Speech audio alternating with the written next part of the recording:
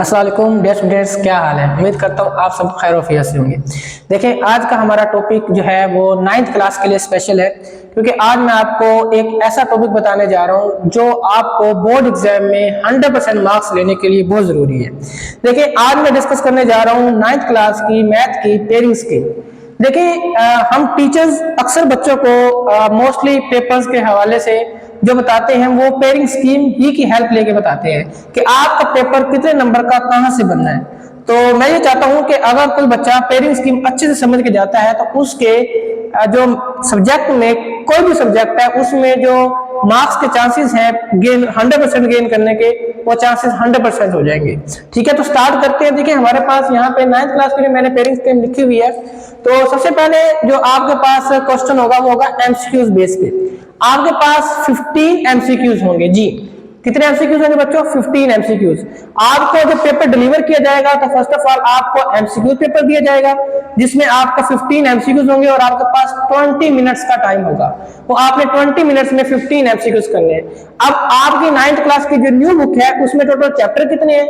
उसमें total 13 chapter, इसमें हमारे पास चैप्टर नंबर 8 जो है वो इंक्लूड नहीं है, तो टोटल हमारे पास 12 चैप्टर हो गए।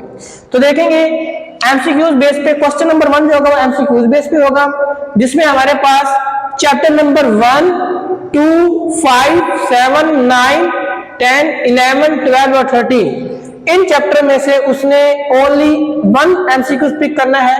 और जो चैप्टर नंबर हमारे पास 3, 4, 6 ये 3 चैप्टर हैं, इसमें से बेटा 2 एमसीक्यूज आएंगे।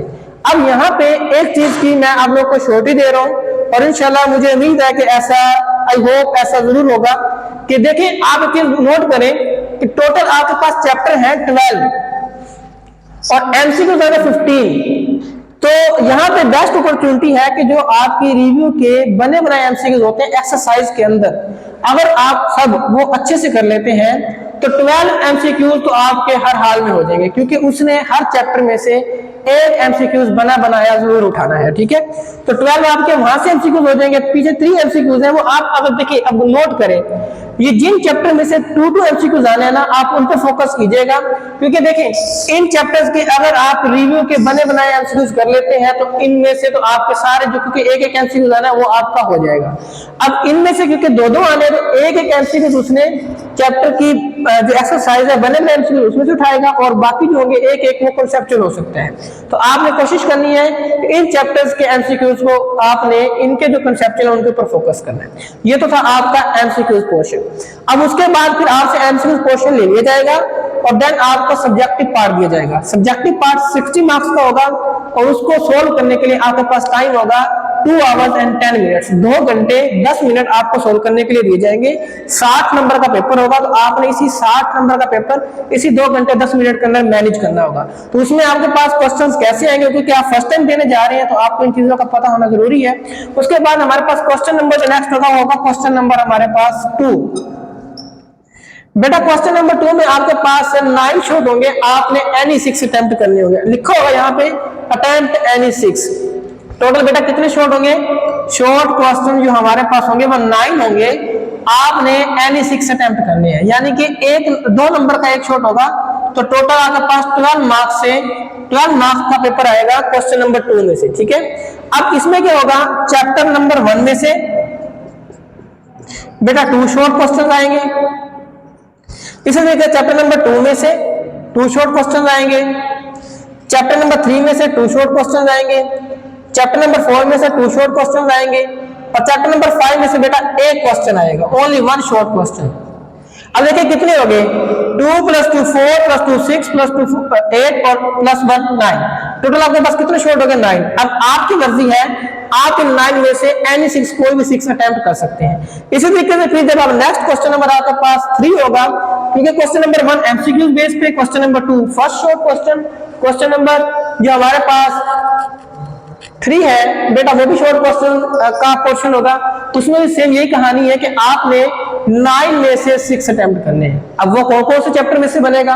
अब उसमें हमारे पास चैप्टर देखें 5 तक हो गए। चैप्टर नंबर 6 में से 3 शॉर्ट आएंगे, चैप्टर नंबर 7 में से 3 शॉर्ट आएंगे और चैप्टर नंबर 9 में से 3 शॉर्ट क्वेश्चन आएंगे। अब आप इन 3 चैप्टर्स की वर्क चेक करें कि सिर्फ अगर कोई बच्चा चैप्टर 6, 7, 9 कर लेता है तो उसके ये जो क्वेश्चन नंबर 3 का सारा पोर्शन हो जाएगा, यानी कि उसको 9 के 9 शॉर्ट्स आते होंगे। तो आपकी मर्जी है कि आप इन 3 चैप्टर में से किसी 2 चैप्टर्स को भी शॉर्ट्स अटेम्प्ट कर सकते हैं, या आप 9 के 9 करना चाहें तो भी आप कर सकते हैं। अगर आप नोट करें तो आपने इन 6 में से इन 9 में से 6 अटेम्प्ट करने, इन 5 चैप्टर में से आप किसी भी 3 चैप्टर या 4 चैप्टर्स के शॉर्ट आप अटेम्प्ट कर सकते हैं। ये आपके ऊपर डिपेंड करता है कि आप कौन से चैप्टर्स के शॉर्ट अटेम्प्ट करना चाहते हैं। तो देन हमारे पास फिर क्वेश्चन नंबर 4 होगा, वो भी हमारे पास शॉर्ट क्वेश्चन का होगा। तो क्वेश्चन नंबर हमारे पास बेटा जो 4 है उसमें हमारे पास जो चैप्टर होंगे वही बात है कि 9 शॉर्ट होंगे, 6 अटेम्प्ट करने होंगे। तो हमारे पास जो चैप्टर नंबर है, चैप्टर नंबर 10, इसमें से बेटा 2 शॉर्ट्स क्वेश्चन आएंगे। और फिर चैप्टर नंबर जो हमारे पास 11 है इसमें से भी 2 शॉर्ट होंगे। चैप्टर नंबर हमारे पास 13 है उसमें भी 2 शॉर्ट होंगे। ये टोटल हो गए 6। पीछे हमारे पास एक चैप्टर है, चैप्टर नंबर 12, बेटा उसमें से 3 शॉर्ट क्वेश्चन आएंगे। तो ऐसे टोटल ये मिलकर आपके पास 9 शॉर्ट क्वेश्चन हो जाएंगे। आपने इन 9 में से एनी 6, कोई भी 6 आपने शॉर्ट क्वेश्चन अटेम्प्ट करने हैं। जी, ये था हमारा शॉर्ट क्वेश्चन का पोर्शन। उसके बाद बेटा आपसे लॉन्ग क्वेश्चन का पोर्शन पूछा जाएगा, वो आपने सोल्व करना होगा। वो हमारे पास क्या सिनेरियो उसका ये भी देख लेते हैं। देखिए क्वेश्चन नंबर 1 मैं फिर आपको बता दूं, क्योंकि आप फर्स्ट टाइम पेपर देने जा रहे हैं तो आपको इन चीजों का पता होना जरूरी है। फर्स्ट क्वेश्चन जो हमारा होगा वो एमसीक्यू बेस पे होगा।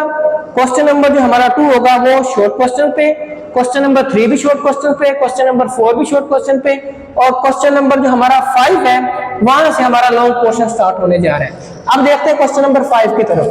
क्वेश्चन नंबर 5 हमारा जो है वो लॉन्ग क्वेश्चन का पोर्शन है। यहां से लॉन्ग क्वेश्चन प्रॉपर आपके स्टार्ट होंगे। अब बेटा 5 के होंगे 2 पार्ट, एक होगा ए पार्ट और एक होगा बी पार्ट।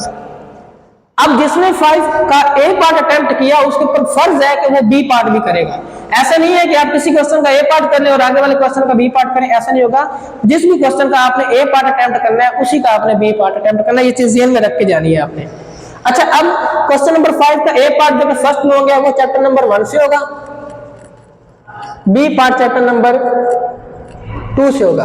इसी तरीके से फिर बेटा क्वेश्चन नंबर आपके पास 6 आएगा, उसका भी ए पार्ट होगा, वो चैप्टर नंबर 3 से होगा, और जो बी पार्ट है वो चैप्टर नंबर 4 से होगा। इसी तरीके से बेटा फिर क्वेश्चन नंबर आपके पास 7 होगा, उसका ए पार्ट है वो चैप्टर नंबर 5 से होगा, और उसका जो बी पार्ट है वो चैप्टर नंबर 6 से होगा।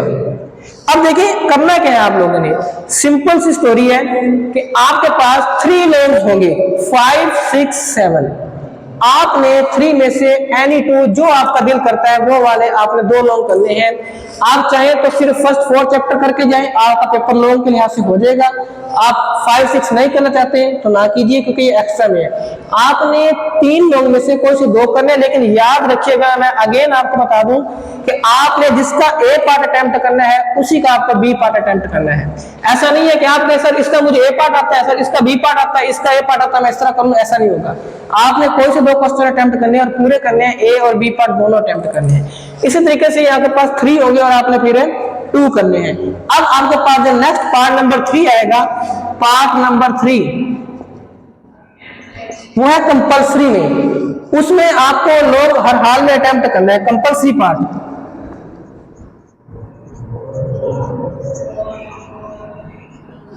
जी, अब वो कौन चैप्टर में से क्वेश्चन नंबर 8 होगा, वो उसका बेटा जो ए पार्ट है, यहाँ पे कुछ छोटी सी कंडीशन है। उसका जो ए पार्ट होगा वो या तो आप चैप्टर नंबर 7 से अटेम्प्ट कर लें या चैप्टर नंबर 10 से अटेम्प्ट कर लें। चैप्टर नंबर 7 और चैप्टर नंबर 10, देखिए या तो वो चैप्टर नंबर 7 से दे सकता है या 10 से देता है, वो उसकी मर्जी है कि वो चैप्टर नंबर 7 से देता है या चैप्टर नंबर 10 से देता है। ठीक है, चैप्टर नंबर क्वेश्चन नंबर 8 का ए पार्ट वो दोनों चैप्टर में से किसी एक चैप्टर से देगा, और क्वेश्चन नंबर 8 का जो बी पार्ट है वो उसने हर हाल में चैप्टर नंबर 9 से देना ही देना है। यानी कि आपको चैप्टर नंबर 9 अच्छे से करना है, 7 अच्छे से करना है और 10 अच्छे से करना है, फिर जाके आपका ये कंपल्सरी पोर्शन होगा। लेकिन एक और ऑप्शन भी है, एक और कंपल्सरी भी होगा, कहता है अगर आपने ये 3 चैप्टर्स वाला क्वेश्चन अटेम्प्ट नहीं करना तो फिर आपके पास एक और ऑप्शन ये है कि आप क्वेश्चन नंबर 9 में या तो चैप्टर नंबर कहता है एक तो आएगा 12 में से ए पार्ट, और जो बी पार्ट है उसके लिए वो कहता है कि या तो आप चैप्टर नंबर 11 कर लें या फिर 13 कर लें। अब देखें उसकी मर्जी, वो 11 में से 13 में से किसी दोनों में से किसी एक चैप्टर में से उसने एक लॉन्ग पिक करना, हमें नहीं पता वो कौन चैप्टर में से पिक करेगा, ठीक है।